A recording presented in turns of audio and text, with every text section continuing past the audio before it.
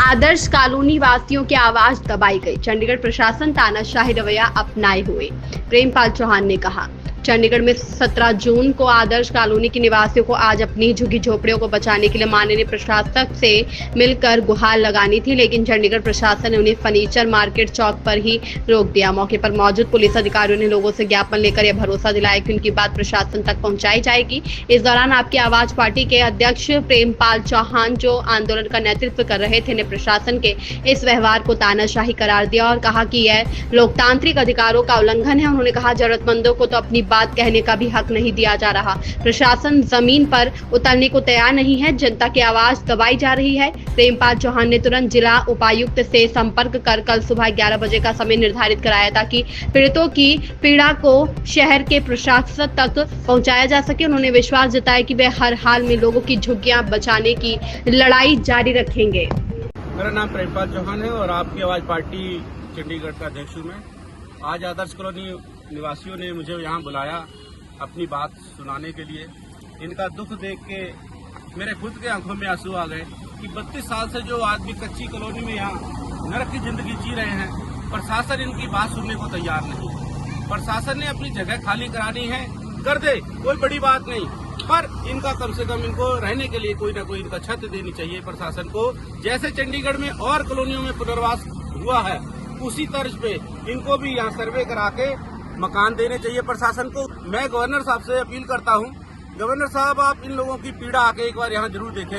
इनके छोटे छोटे बच्चे हैं, नंगे पांव ये कड़कती धूप में यहाँ घूम रहे हैं और परेशान हैं। इनके पास खाने को भी पैसे नहीं है, तो ये मकानों में किराए पे कहाँ जाएंगे।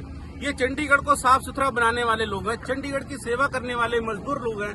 इन लोगों के साथ ये अत्याचार नहीं होना चाहिए। इस कॉलोनी में आप लोग अधिकारियों को भेज के यहाँ की सर्वे कराने के बाद इन लोगों के लिए मकान दिलाए और ज्यादा ना हो सके तो सिर्फ 2 महीने का समय हम मांगते हैं इन लोगों के लिए। अपना कहीं ना कहीं आशियाना ढूंढने के लिए सिर्फ 2 महीने का समय दे दे ताकि ये लोग अपना इंतजाम कहीं ना कहीं कर ले। उसके बाद प्रशासन सर्वे करे और इनको मकान दे। धन्यवाद। हम लोग गरीब बंदा है, कोठी करते हैं, तो हम लोग बच्चे के खिलाएंगे कि हम लोग किराया पर देंगे। 7,000 मांगते किराया का, 7,000 मांगते हैं। आज जहाँ पर जो बोलते हैं कि 3 बच्चा है, 4 बच्चा है, वहाँ पर किराया पर नहीं देते हैं। बोलते हैं कि 2 है फैमिली तो 2 रह जाओ किराए पर। अब बच्चों सके कहाँ हम छोड़ दे, कहाँ जाए? उसमें पढ़ाई लिखाई कहाँ से होगा? कुछ नहीं होगा। जब उस सरकार के कुछ नहीं देना है तो हम लोग को यहीं पर मार दो, यहीं पर दफना दो, लेकिन हम लोग के घर से बेघर न मत करो। हम लोग गरीब हमारा कोई नहीं, हमारा किसी ने अवसान न ले रहे हैं, न लेंगे।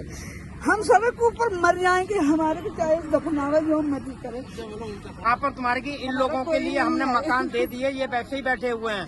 अगर हमें मकान मिलते तो हम यहाँ पर बैठे क्यों होते?